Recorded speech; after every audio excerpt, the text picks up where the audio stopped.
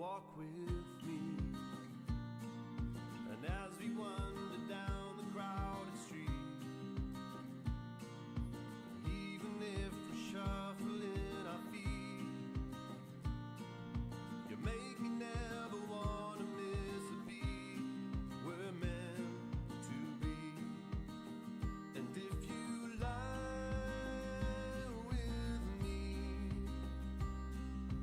under the sycamore tree, whether we're high or low, there's nowhere else I wanna go. Hold my hand, fall in love with footprints in the sand, and kiss each other while we watch the band. And everyone who knows us understands we're meant to be. And if you lie with me under the sycamore tree, whether we're high or low, there's nowhere else I wanna go. So walk with me as we wander down the crowded street, even if we're shuffling our feet, you make me never wanna miss a beat, never miss a beat. And if you lie with me under the sycamore tree, whether we're high or low, nowhere else I wanna go. And if you lie with me under the sycamore tree, whether we're high or low, nowhere else I wanna go. So walk with me, walk with me.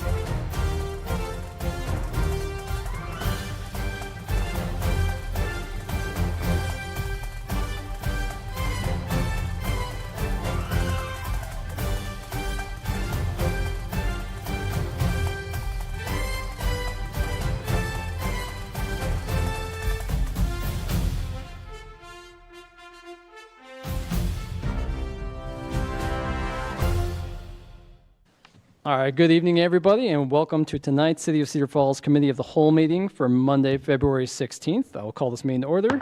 Madam Clerk, roll call, please. Schultz. Here. Latta. Here. Nagel. Here. Hawbaker. Here.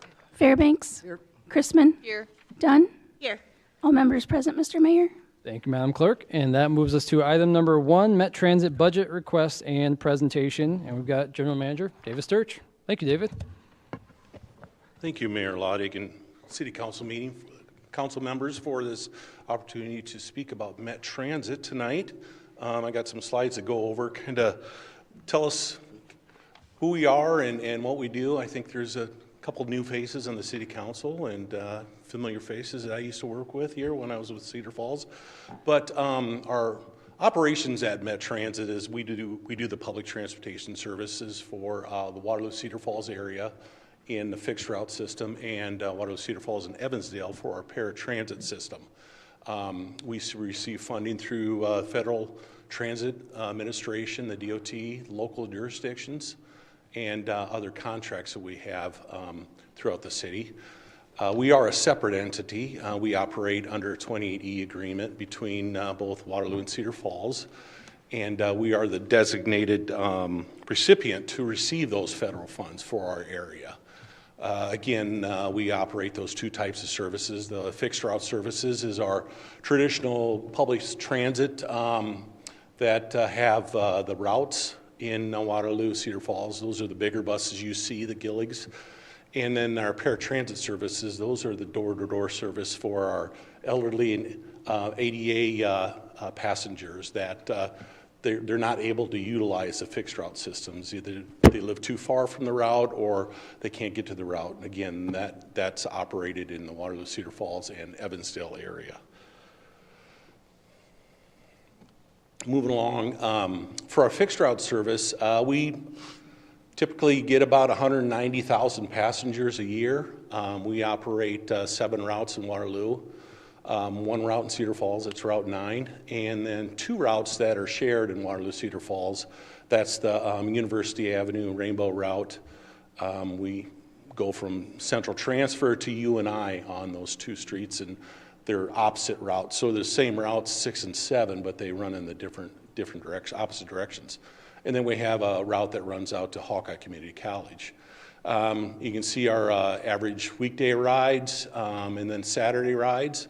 And as you can see, over half of those passengers are either elderly or disabled passengers.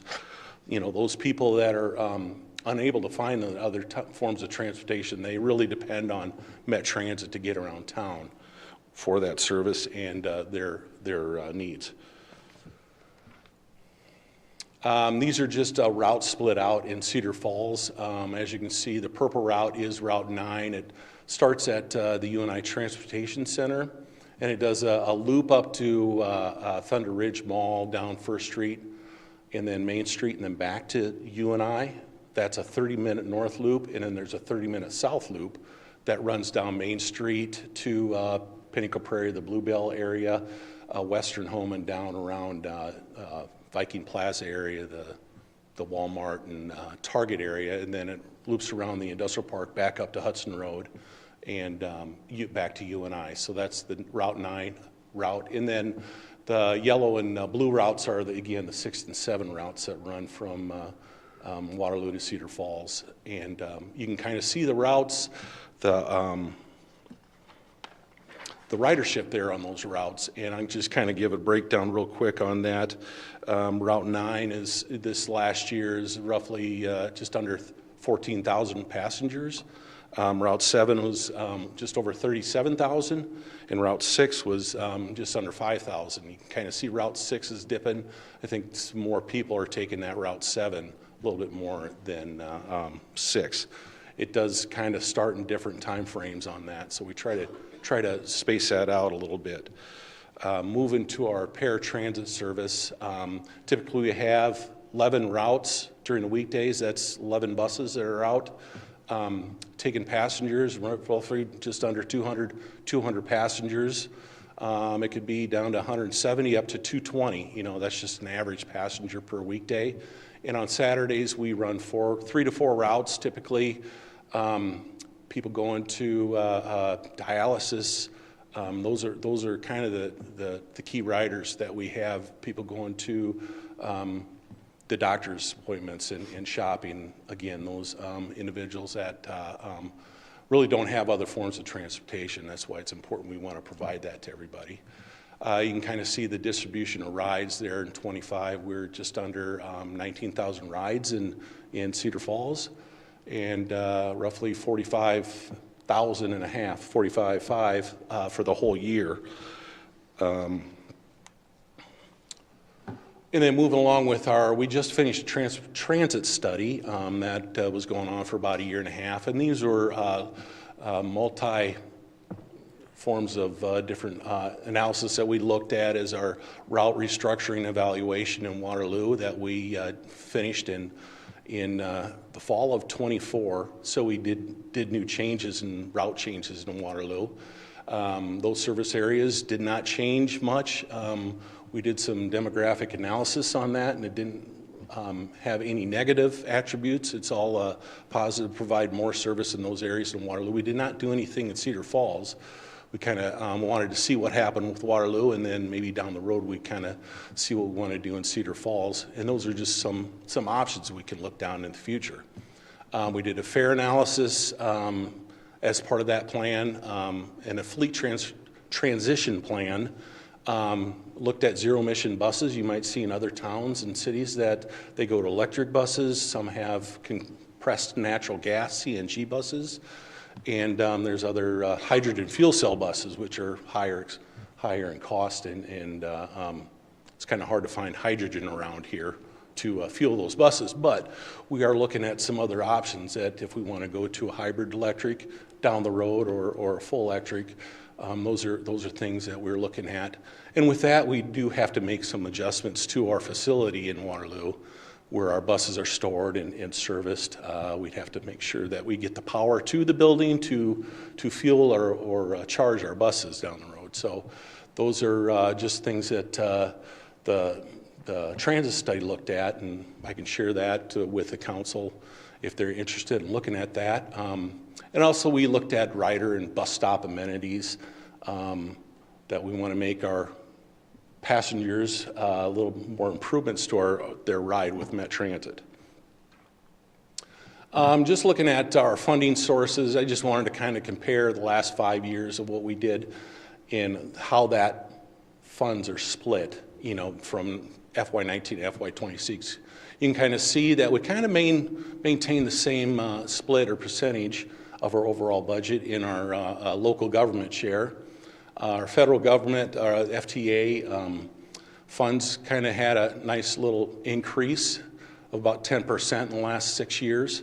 Contracts kind of took a dip. One of those was we used to have a UNI route, service route, and that went around the campus, but that was kind of stopped before COVID, never came back and revised that route. So that was a contract that we had with UNI.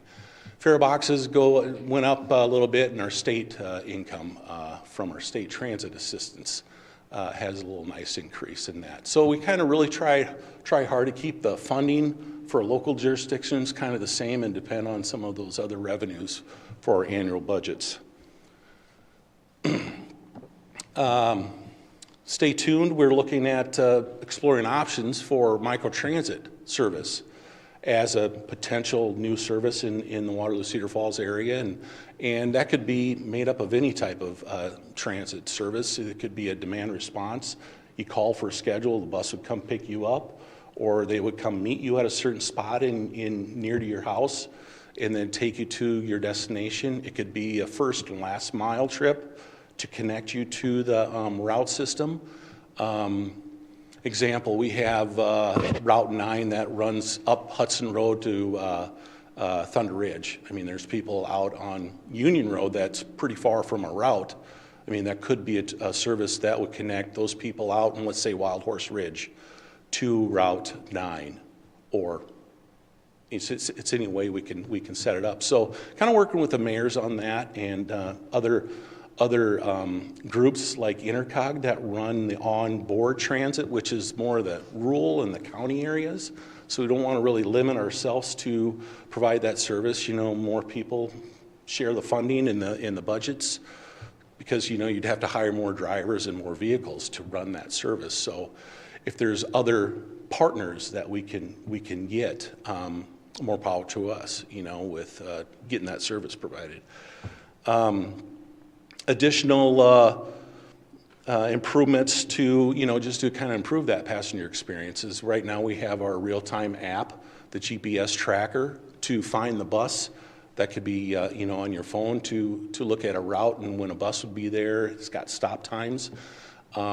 Future updates to that program could include route information, service changes, delays. Those are just additional rollouts that app can provide there. We are looking at installing route signage at certain locations throughout Waterloo and Cedar Falls, and those are just kind of how to ride the bus signs. There's a QR code there. You can just zap on your phone to get to that bus tracker app. We're also looking at ways to improve our fare payment options. Right now, we just have a card. It's more of a disposable card it's not a loadable card, but it's like you can buy a one-ride card, a two-ride card, 11-day pass, a 30-day pass, or use cash. Well, we're looking at ways to increase our, it's kind of twofold. It helps our camera systems if we go wireless through internet connections. That can also lead into better fare box opportunities for a tap and go or a reloadable card. So that's something that we want to look at is get that internet connection to help our camera systems and offer other options for our fares. We do have challenges that everybody else has. You kind of know that insurance costs are there's only one way that they go up all the time, but costs for bus replacements. When I first started at Met 6 years ago, a bus was $470,000. Now it's $200,000 more. So we ordered a couple buses, and that's $680,000 to buy one big heavy-duty bus. So those costs don't go down. The supply chain and those new upgrades, vehicle emissions, that just increases the cost all around. We always get fixed route service requests. Do we want to expand coverage? We start at 5:45 in the morning. We end at 6:15 at night. People always ask, hey, can you run further into the evening to 7, 8 o'clock hours? Well, of course, that's more funding from the councils in the cities and all that.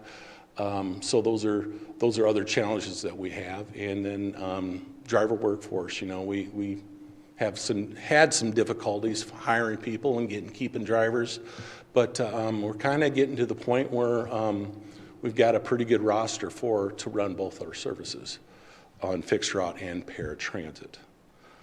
Other than that, I'm here to take comments or questions from anybody, and appreciate the time again. Yeah, thank you, David. And I'll pass it to council. Any questions, comments, discussion? I know I've kind of given some of you updates on the microtransit conversations we're working on, some of the things there, and if I can, I'll throw one in. I did wonder for the paratransit services on the ride distribution, when you count them as either Cedar Falls, Waterloo, Evansdale, is that based on where they request the ride at? That's starting or ending. Okay. Yeah, so they start Cedar Falls, they end in Cedar Falls, or they start in Cedar Falls and end in Waterloo, but they come back too. So yeah, it's either or. Yep. Okay. Yep. I'll take a moment if I could. First of all, thank you, and I mean that sincerely. It's been 3 years since I've been out of direct patient care, and I know it's not just medical needs that people use it for lots of different reasons just in their daily life, but as a nurse, I saw firsthand how important Met Transit and paratransit is for so many folks in our community to get to their doctor's appointments, and if that went away, I mean, that would just be a trickle-down effect for so many more problems. So your service is incredibly important.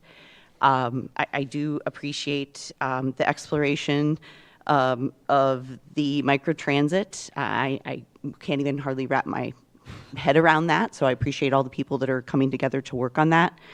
I think I said this last year, and this was referencing like a news magazine episode that I saw where it was a community similar to ours, where it's not Chicago, obviously, but it's not it's a bigger community, but it's not so large that it's easy to navigate public transit as far as the folks who put the public transit together.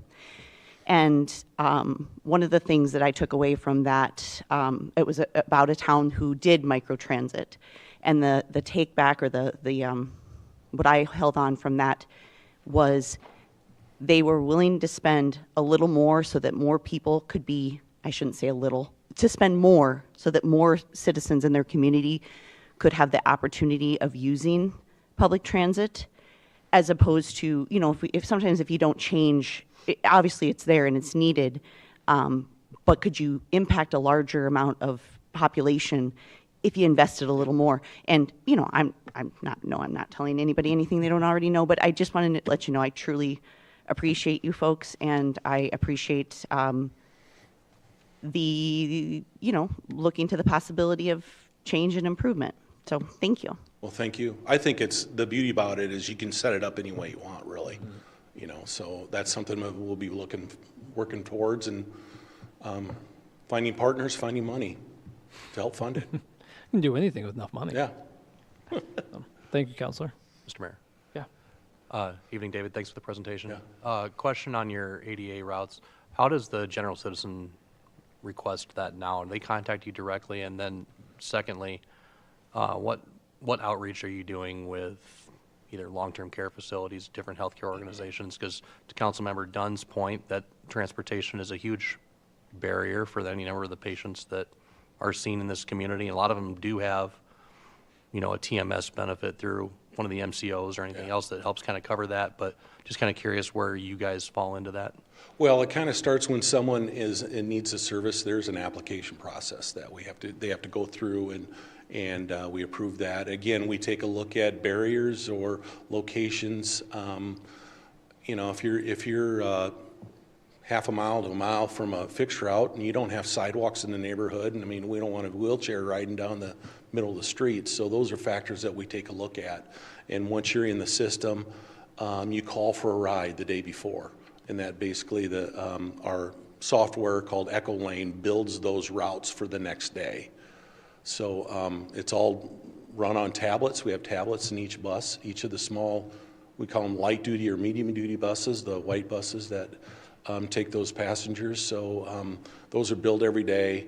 And then we go to nursing homes all the time. So it's, I wouldn't say word of mouth, but it gets out there. And that's something that we want to take a look at more, is getting more of that senior cohort involved and teaching them how to ride the bus and how to use a bus, if it's either paratransit or fixed route.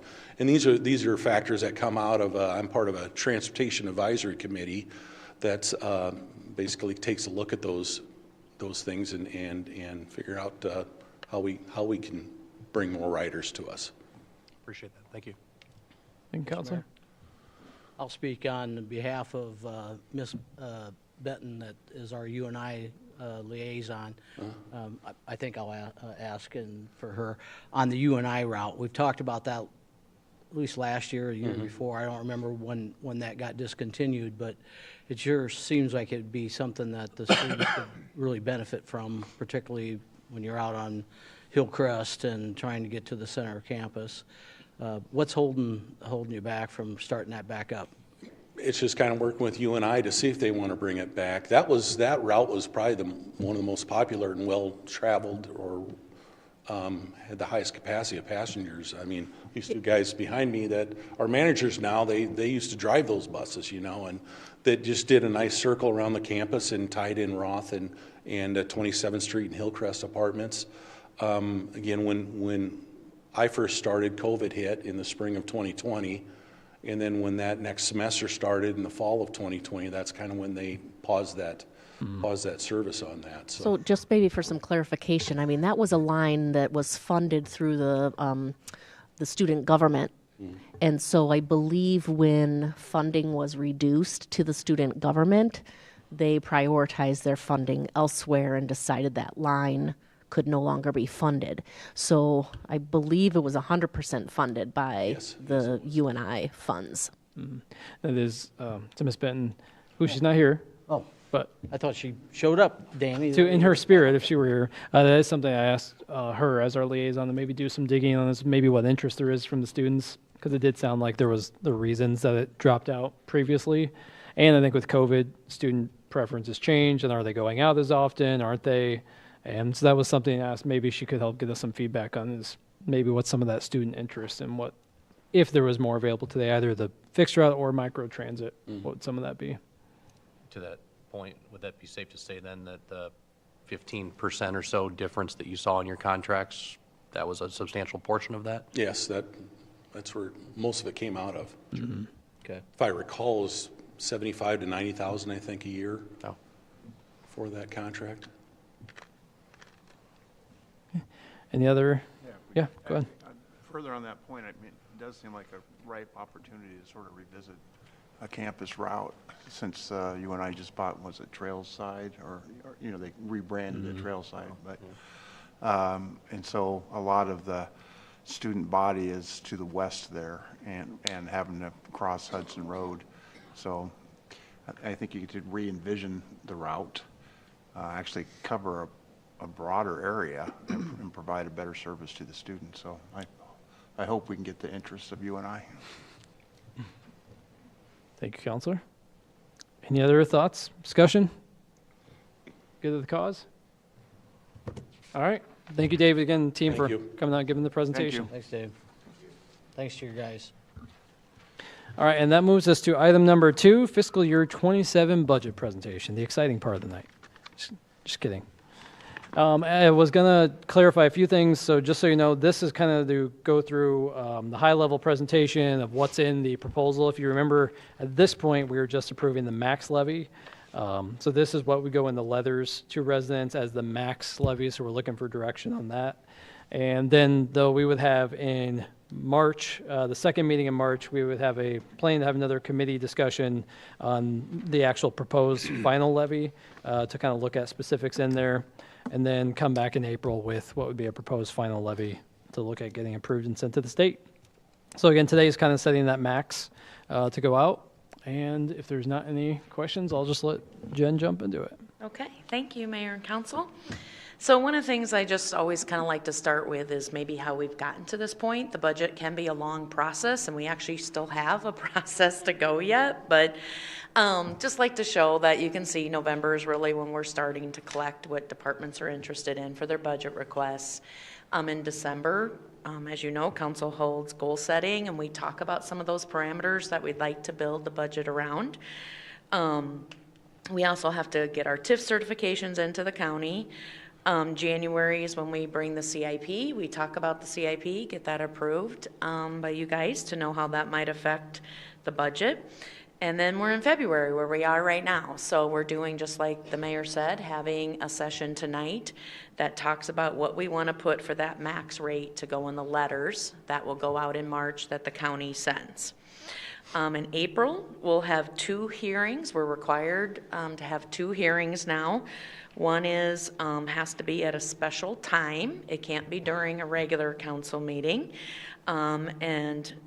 To talk about the rate, and then the second hearing is when you would actually adopt and approve the budget. So those happen in April to meet our April 30th deadline to submit it to the county and state. So again, it is kind of a long process to get there, and kind of have more steps to take too. One of the things that House File 718, I know this seems like this a little bit old news, but I think it's just good to just kind of remind ourselves maybe about House File 718 and what impacts it did have for us. So it was passed late in the 2023 legislative session, signed by Governor Reynolds.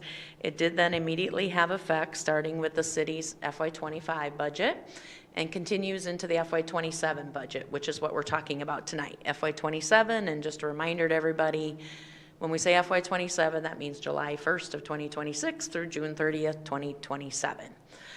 There was different components of the bill, and it did impact all cities in Iowa.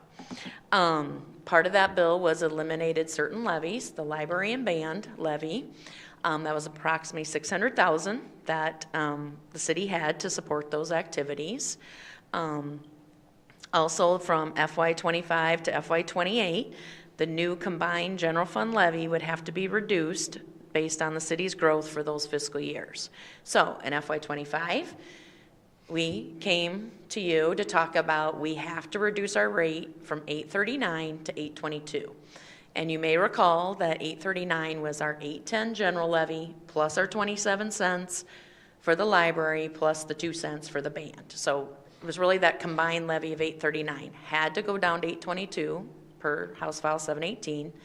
Last year when I was here talking about FY26, had to reduce from $8.22 down to $8.06. This year in FY27, and I'll show you some of the numbers coming up, is that because our taxable growth was low this year, we actually can go back up to the $8.10. So maybe the only silver lining in our low growth this year, but again, I just wanted to remind people that just because you may recall last year when I stood here is that when we had to go from 822 to 806, we could have had growth in dollars of 789,000. We only got to capture 400 and some thousand. So again, it's that ratcheting down that's happening and will continue to happen, and we'll talk about it probably again next year.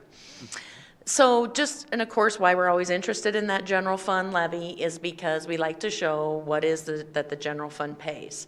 And it is, you can see the big pieces of pie there are police, fire, library, and usually our parks under public works. So you can see those are kind of the big things. So when we talk about what does the general fund have impacts on, those are operations that it has impacts on. The other thing that House File 718 did is it did increase the credits for those homestead and military credits, and involved an additional credit for those 65 and over. So that was about $200,000 for FY25 that we would have lost that year, $354,000 for 26 and moving forward. So it continues to do that. Now, it's not an additional $354,000, it's just, I guess, the same $350,000 you would say. It did move the deadline back to April 30th, but like I showed you in the timeline, we still kind of have to have it ready to go now in February and have those hearings in April. And then the other big thing that it did a couple years ago was do this new requirement of a letter out to every property tax owner, or property owner, about what the property tax rate is, the proposed rate. And that's really what you're doing tonight, is really saying, okay, here's the rate we're proposing as the max. That's what's going in the letter. But again, we can keep talking about it and can go down. You may also remember last 2 years, I've also described that the letter is just a standardized letter. It's not specific to someone's own property, standard letter. And the problem gets to be is that they make some assumptions in the letter to make it easy, but it also makes the letter not quite right to a person's individual circumstance. So a good example is, you remember last year, the letter assumed a 10% increase in people's valuation. It was not a reassessment year last year. And so it showed like that people were maybe going to get a 17% increase versus 7, or it added that additional 10%. So, and we'll talk a little bit about that, maybe a little better news for this year about how it might look. But again, that was a biggie. And again, why it also kind of stretches out that process, because we have to have that information to the county by the beginning of March, that rate, they have to have the letters out by March 20th. So we kind of have this period in March where we're in a little bit of waiting period while those letters go out. So one of the things I always talk about is that for property taxes paid, there's 3 variables. And I know you say, I know I go over this every year, I know, but I think it's just helpful for people to understand it and what makes up what their property tax bill is for the city. And of course, only talking about the city tonight. Of course, property tax bills would also include schools and county, but obviously just talking about the city. So we always talk about 3 factors that go into what determines what you're going to pay for city taxes. It's the valuation of your property, the rollback, and the tax rate. And of those 3 factors, the only thing you have control over is the tax rate. So just starting about the first one, valuation. So again, this is set by the county. This is a year that we had a reassessment year, so those always happen in the odd years. So FY27 was a reassessment year, and what that means is the county looks at properties, they see what they've sold, how do they compare to what assessed values are, and then they usually do a county-wide reassessment. So Blackhawk counties might be different than Polk County or Lynn County, but it is county-wide that they do that. You will see that for us, Cedar Falls, we did see an increase in our valuations of $449 million, or about 10%. The county did let me know that in this year for reassessments, on average in the county, residential properties went up 10%, commercial went up 2%, industrial went up 10%. So you can see for us, really our growth and assessment came from the reassessment year. What made up the $449 million? You can see residential properties went up $373 million, commercial industrial $5 million, and our TIF districts $71 million. In case it's of interest to anyone, FY27 is the first year that Cedar Falls' assessed values got over $5 billion. So we crossed that mark this year. So again, just what reassessment means is if your house was valued at $100,000 without anything else being talked about, it's now worth 10% more at $110,000. So the second piece is the rollback, and again, not controlled by you, but set by the state. So, and what rollback means is really whatever the value of your property is, then what is it actually taxed at? So I'm going to start with commercial. So commercial property, it will be the same, the rollback at 90%. And again, you may recall that back in 14, when the state legislature, it used to be 100%. They rolled it down to 95 for 1 year and then rolled it down to 90%.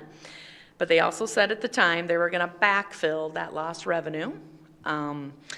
And as you know, you've seen these charts before, is that then we were getting that, which was about $600,000.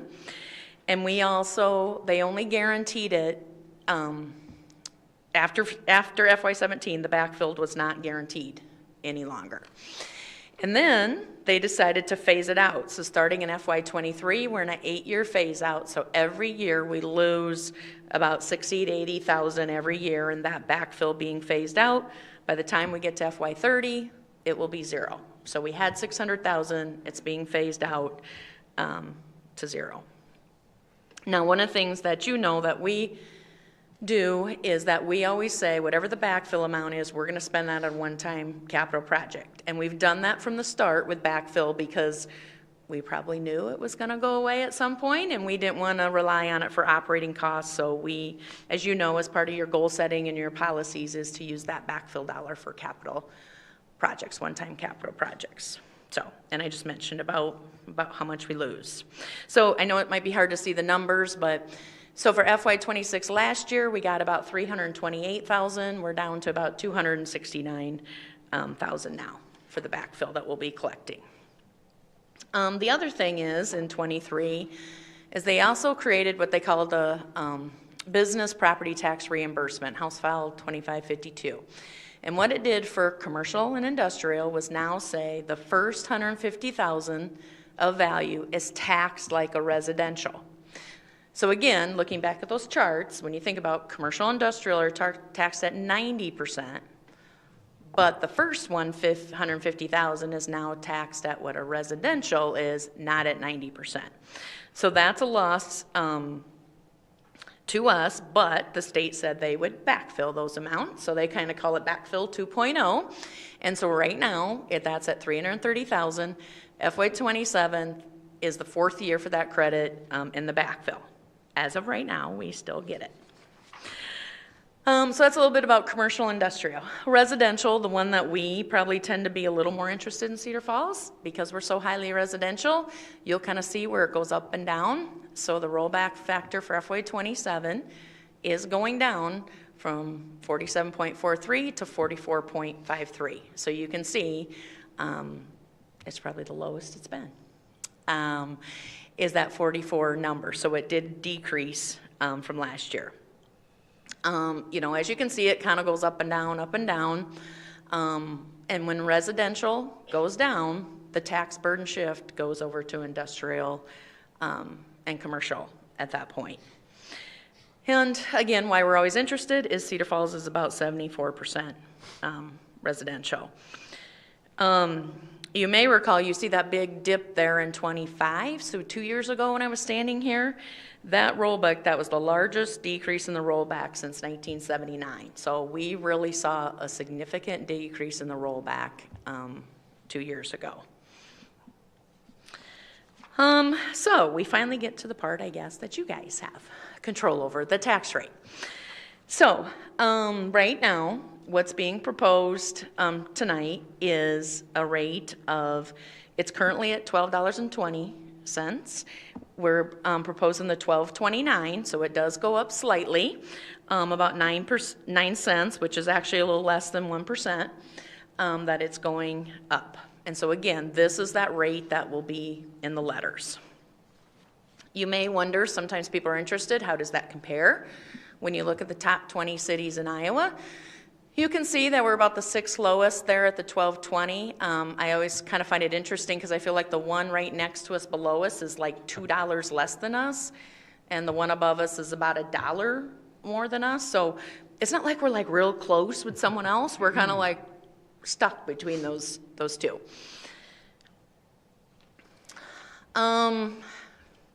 The other thing is that we always like to talk about is we can talk about all this. What's the rollback? What's the reassessment? What's the tax rate? But what does that really mean to everybody? If I'm somebody and I just kind of know, okay, you tell me all that, but how much more am I going to pay in property taxes? So on the residential side, we always take, and we just use a $100,000 home, and we always do that because it's easy math. That's why we always just use $100,000. Is you take last year, the rollback on residential was 47%. We had the rate of $12.20. It's going to be about $579 you paid this last year. For 27, you're going to take that same $100,000 home. You add the reassessment of 10%, so now it's worth 110. You do the rollback of the 44, went down to 44.5. You do the rate of $12.29, the one that prepared, and you'll see it's about $602. So what that means to a homeowner is a 4% increase, or $23 for the year on a $100,000 home. Again, easy math, $200,000 home, $50, about $300,000, $75. So that's what it's going to show. Now, I mentioned the letter earlier. The good thing again this year is, because we saw reassessments of 10% this year, the letter kind of works out for us this year in residential because they assume 10%. So it kind of works out. So the good news is on the letters, if you approve this rate, on the letters, it's going to show, it's going to be right, I guess, for residential. It's going to show that 4%. It's just, it's rounding is the only difference between the 4.04 and 397. It'll show that. So the good news is the letters for residential will be an accurate statement for them. Also, just want to always keep in mind too that multi-residential is now taxed just like residential. So just a reminder to that. That used to be different, and now multi-residential is just like residential. Now looking at commercial. So commercial properties, again, how does it affect them? And I took a 300,000 one, took it to 90%, but again, remember the first 150,000 is taxed like residential. So the first 150,000 will be taxed at 44%. The second 150,000 in this case, because it's 300,000, is taxed at 90%. So the formula is not quite as easy. You got to kind of take the first 150 and then what's over 150. Bottom line is, commercial property, if it was 300,000, would see about a 1.25% increase. But the letter, because the letter assumes 10%, and we only saw 2% increases, the letter's going to show for commercial that it's almost 12% increase. So again, that's why the letters, I understand the effort was to help, but sometimes they kind of add more confusion. So just want to put that in there, that will be perhaps confusing to commercial property owners. So again, just circling this is those amounts that will go out in the letter. This is what the letter will look like. You'll see the 3.97 for residential, 11.81 for commercial. One of the things that, just again, I mentioned earlier, I think when you just see those, when residential rollback goes down, again, it's that property tax shift, or it's not like everybody sees the same increases then, and that's what also gets confusing to people. But you can see, I had there in yellow, and also when they're reassessed at different percentages, like this year, they also kind of show the differences in what they will pay. So between the rollback and those reassessments, that really kind of change between the different property types. So that's just kind of overall, what is the rate, what's the impact, just to I wanted to just highlight a few things that are in the budget right now to show how we came up with that $12.29 rate. So obviously one of the biggest ones we always talk about are salaries and benefits. Salaries are increases in accordance with union agreement and the additional market adjustments that we provided to the unions a couple years ago in their contract. Also in line with the pay plan study that you'll actually see on the agenda tonight. We did budget that in there. Health insurance contribution, 8% increase by our consultant. And also there was some staffing positions that were added to the FY27 budget as well. So just real quickly, what those staffing positions that were requested and what are in the budget right now is there is a part-time position budgeted to full-time in tourism, a part-time position to full-time in refuse, and again, those do not affect the property tax rates because those come out of those funding sources. But the next few do affect the tax rate. So one additional part-time parks maintenance worker in general fund to help with our landscaping, and our roundabouts, all those that you see around town. We also one additional part-time parks maintenance worker that would be split between the general fund and the stormwater fund to also help with the maintenance of the bioswales and different areas around town. And the last one is an additional part-time animal control officer. You may recall that we, instead of having our normal animal control contract, we hired 2 part-time people a year ago? Was that a year ago? 2 years ago. I don't know. Run together. But anyway, asking for an additional part-time animal control officer. Just to give a little more information on that, no, I kind of mentioned it to a few of you, but that's largely, right now we've got 2 part-time animal welfare officers that cover as many hours as they can.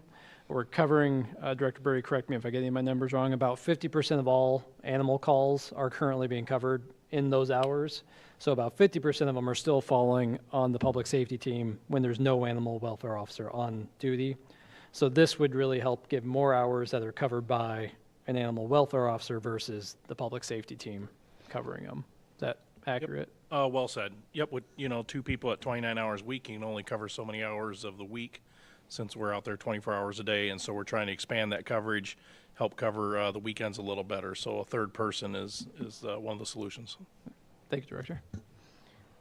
A little bit on the benefit side, just because they're kind of some of our bigger ones, is that pension systems, IPERS, all non-public safety people at the city are required to be under IPERS. So the percentages are set by the state, and that remained the same at 9.44%. The other one is the police and fire retirement, or what we call 411 pension. So it did decrease slightly from 22.5 down to 21.8. And again, those are set by the state. City does not have any control over those. So there was a slight decrease in the rate, but it is a very expensive pension. And so we're budgeting about $1.6 million for that in FY27. The other thing that it's of interest is, again, why we try to get the CIP done in January is we did take those projects that were in the FY27 column, and those are in the budget. So when we talk about this increase, that does include anything in that FY27 column of the budget, or the CIP as well. Hotel motel tax revenue. So we're going to be budgeting about $1.5 million in FY27. We'll be using those funds to support tourism, cultural parks, trails, which is in line with what that resolution did for hotel motel tax. There'll also be some agencies funded out of that. Those include College Hill, Community Main Street, Community Theater, Symphony, and Sturgis Falls. So that's part of that right now. Just for everyone's benefit, there is an application process. Those entities have to apply. And then in part of this budget would be what they're recommended for funding. Another topic that we've actually had some conversation about over the last couple of years too is our dispatch. We do that through the county and the EMA, so it did go up slightly this year, but like last year, we will be using some of the refund from using all of the refund from last year to pay for offset the cost for this upcoming year. So actually have the money in hand as of about 2 days ago, maybe? 2 days ago we got that, I think. So Well, that's good to know. So we can save, we have it. So, but yes, and then so we'll help offset some of those costs in FY27, just like we did last year. Other things are, and again, these don't necessarily affect the tax rate, but they're just sometimes of interest. So we do continue to fund those community betterment, economic development out of hotel motel, like I just mentioned. Health trust funding, $346,000 out of the health trust, and tentatively also includes the request for the Tiger Performance Center. Band, continuing to fund those at $35,000. Now that does affect our tax levy. So again, when that levy went away, council at that point said, hey, we want to continue to support the municipal band. So we continue to include the $35,000 in the budget for them. You just heard David, the Met did ask for the 4% increase on their operating budget. So that 4% is included in this budget. However, any funds for the microtransit, any of that you just heard a little bit about at this point are not included. And I think some of it is we just thought maybe a little too early to know what those costs might be. So we'll have to kind of see what this next year brings. I think always when we're doing a budget, we're also looking forward, and we know we're still going to continue to have some challenges. Again, we know the backfill continue to be phased out. That's about $60,000. That business tax credit, the backfill 2.0, will that stay? That's $330,000. Don't know. And then I think one of the other challenges we're thinking about too is we've heard a little bit of state house property tax reform coming. What does that all mean? Is there going to be some kind of limit on how much we can increase our levy? Won't know that, I guess, until their session ends. But I think those are just the things that, again, we're continuing to watch and know we have some challenges. If I can throw in there, Jen, Sure. just because I think it's a good reminder for us, but also for the public that just with the state backfill amount, I think you put that slide up again, Denny. And then the new business tax credit, but then also the additional homestead credits they did in the last, since fiscal year 25, that's about $576,000 that we've had to increase our local property tax rate just to stay even, just based on those. So just knowing that $330,000, I always am very fiscally conservative, and I just assume that $330,000 is eventually probably going to fall on our plate. It just seems like if it's backfill at the state, eventually it's probably going to be cut out. So just for us to keep in mind that additional $330,000 will probably end up at some point on us. But I think just good for the public to hear too. There's a lot of increases that we often absorb based on some of the state decisions.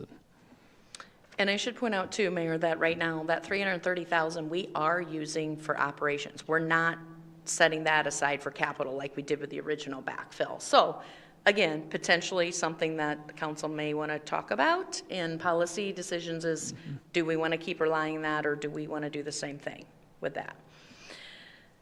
I think just tools that, what do we still have that maybe can help us in any kind of budget struggles? We do continue to save up for capital replacement funds, capital projects like we talked about, continue to save for economic development. And at this point, we do still have capacity in our trust and agency levy of about a little less than $800,000. So we do have a little bit of room. Now, that is a tax increase, but we do have a little bit of room now. But in saying all that, if a levy cap came, that isn't necessarily there for a tool. Just a little bit about budget schedule. So having this tonight, you'll see on the council agenda later to set that date for the hearing. And again, it has to be at a different time, but we will plan on, the past couple of years, we've just done it at 5:15 on the same night of a council meeting. We're allowed to do that. So that will show the first council meeting in April, but at 5:15. We'll have to get over to the county, the rate. Again, if we stick with the 1229 tonight, that's what we will give to them. They'll be sending out those letters. We'll have to publish our notice. Also, now one of the things that the mayor has already talked about is the second meeting in March is to maybe have conversation about, do we want to lower the rate at all, to then know what we want to come back in April with the actual final rate. Again, so that's what we talk about. It's just the max tonight. That's what will be the letters, but again, we can go down. I know how much Councilperson Latta likes to hear me say that multiple times. We can always go down. And then, of course, we'll have that special meeting in April, the 5:15 one. Then we'll have to come back, and on the second meeting in April, have the actual final hearing to approve the budget. So again, kind of a long ways to go yet, but kind of trying to get there anyway. So just next step, again, just remind, so on the council tonight, actually what we'd be looking for tonight at committee is a motion to recommend the city council set the proposed tax rate at 1229 and hold the special public hearing on April 6th at 5:15 p.m. And just to clarify, it would be a motion to set the max Yep. levy rate to the Yep. 1229, and that would be different than the final amount that we would do at the special public hearing on April 6th. We'd still have conversation between them. Yep. So at this point, it would just be looking for a motion to set the max rate for the letters that go out here shortly. So moved. Second. Motion seconded and open for council discussion. I think that segues, Jen. That's the end of the presentation. So. Yep. All right, any council thoughts, feedback, discussion? And I think for the public's benefit too, kind of how I've done this process, at least since I've been here, is we have goal setting in November, December, kind of get that feedback from council on the CIP, what are our goals for the next year, what we'd like to see done. That's kind of the wish list. And then staff and I work to pull together all that information, mostly staff, they do all the work, to pull together what that looks like if we did that max amount, if we did everything we asked for. This 4.04% increase represents really doing everything that was requested. If you remember last year, that starting number was about 8%. So this year we're actually in a really good spot that to even do everything we're looking at, we're in a pretty good rate. Inflation for the December CPI for Midwest was about 2.7%. And so we're not far off that. So next step then would be setting that max, but then knowing just based on conversations with everyone from these conversations, I'll work on bringing back some of those recommendations on, okay, here is the doing everything the max, and here's what I recommend when we go into April would be the final amount. And then we can still work through it at that point and look at those pieces. So just kind of tonight looking forward to that motion, which we made, but just also any feedback, thoughts, just based on the high level budget we've discussed so far. If I may, Mr. Mayor? Yeah. Actually, I think Councilmember Schultz might have pointed this out one time before, is that, it seems like we just pick a number out of the air a little bit, but the reality is, I think at a minimum, in my time, all the goal-setting sessions is at least 9 or more hours cumulative between all those where we collectively agree on what projects we're going to prioritize for the next fiscal year. And what always amazes me, and I appreciate it, Director Rodenbeck, is that then we come here and the budget is set and it follows the discussions that we had in goal setting. No changes, everything's kind of expected, and so I can get here tonight and I'm very comfortable with what I see before me. So I appreciate the hard work. Thank you. Thanks, Counselor. Other thoughts, conversation? Mr. Mayor? Yep. Just as we get ready for that meeting in second meeting in March where we're talking about keeping it, lowering it, whatever it may be, I'd appreciate just some recommendation from staff on if we were to lose that $330,000 that we're currently putting into operating, our operation budget, the backfill 2.0, if we were to lose that $330,000, where we may be able to make that difference up? Not necessarily through this, just where your thoughts are on where we would potentially find that money, because that is very much different than what we're doing with number one, which I am full support of. Right. I guess just because we don't have a sense of if that's going to go away, we could probably suspect or surmise that it would, and how long of a phase down, if any, we'll have for it. I think it would just be good to have a thought process moving forward. Not that that has any impact on this year. So just. And I haven't necessarily heard a lot of legislation to talk about it, but I also kind of feel like they got one more year left of the current backfill. So what I see happening is them maybe letting that, and then they're gonna start talking about it again. So that's why I was saying maybe next year, that would be a good time in your goal-setting financial policies to talk about how we're doing that. Now, in saying that, I also understand that does mean you're finding more different funds to pay for operations then. Like if you're choosing to say I'm saving it for a capital project, you have to find a different way to find those. And what those are, is that again, is it other revenue sources? Is it other cuts we'd have to make? Maybe we don't want to do that, but I think we all get that if the first one went away, do we assume the next one's maybe coming at some point? I think probably. Now, I do appreciate, at least for the last one, when they did a phase out, at least that's a little helpful that you can kind of plan for it and versus not just 1 year it went away. So I guess that was what I'll cross my fingers and hope for. Yeah, unfortunately, with no disrespect to anyone, I just don't see a lot of reasonability coming out of the State House. So I don't think we're going to have the luxury of several years to draw down. And because it will be somewhat dependent on the property tax proposals they put out. Right. 'Cause typically, you do the that amount, that 330,000, really was saying, okay, the first X amount of the commercial value is not going to be taxed. So they took that off the tax roll. And typically, the way that you adjust for that is, well, the rates go up, just it spreads it across everybody, and kind of same with the changes on the housing side. But I'm not sure how that would play with if they put the revenue caps in place.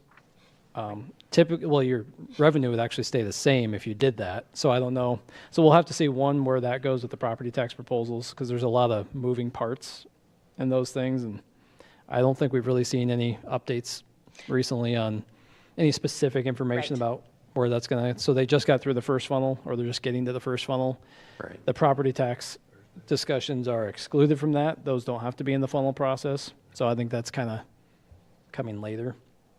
So hopefully we would have more information coming later this year. But Mr. Mayor? yeah. Sure would like to see us match the inflation rate. However, I have the same concerns as Councilman Latta, is that I see the state, and from what I hear, we're going to be back here making adjustments. It just really sounds like they're like they want to reduce what we're doing. I think it's probably hearing from citizens that if we don't start trying to rein things in, they take it to the state.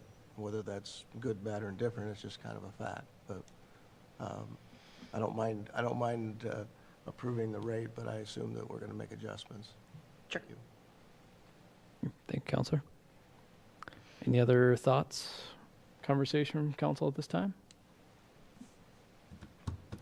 All right, seeing none, then we have a motion on the floor to approve the max levy rate at the 1229. Since we are doing a motion, we'll open it up for any public comment, if there is anyone from the public that would like to speak this evening. No, none of you guys?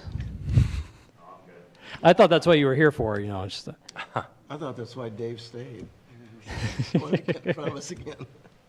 But, all right, seeing no public comment, we'll come back to the group. Any further discussion? All right, seeing none, all those in favor? Aye. All opposed? Thank you. That motion carries. That takes us to the end of the committee meeting, unless anybody has anything exciting, which is not on the agenda, so we shouldn't really. So I will call this meeting adjourned. Thank you, everyone. We will be back here at 7 o'clock for the regularly scheduled city council meeting. So thank you.